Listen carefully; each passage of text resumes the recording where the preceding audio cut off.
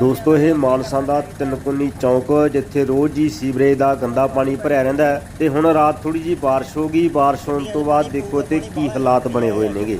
Main highway ਆ ਇਹ Sarsa Barnala road ਦੇ ਉੱਤੇ ਓਵਰਬ੍ਰਿਜ ਜਿਹੜਾ ਬਣਿਆ ਹੋਇਆ, ਓਵਰਬ੍ਰਿਜ ਤੋਂ ਲੈ ਕੇ ਤਿੰਨਕੁਨੀ ਚੌਂਕ ਦੇ ਵਿਚਕਾਰ ਤੱਕ ਪੂਰਾ ਜ਼ਿਆਦਾ ਪਾਣੀ ਭਰ ਗਿਆ। ਦੇਖੋ ਕਿਵੇਂ ਜਿਹੜੀਆਂ ਕਾਰਾਂ ਗੱਡੀਆਂ ਬੰਦ ਹੋ ਰਹੀਆਂ ਤੇ ਸਕੂਟਰ ਮੋਟਰਸਾਈਕਲ ਪਾਣੀ ਦੇ ਵਿੱਚ ਬੰਦ ਹੋ ਰਹੇ ਨੇ। ਲੋਕ ਦੇਖੋ ਕਿੰਨੇ ਪਰੇਸ਼ਾਨ ਨੇਗੇ।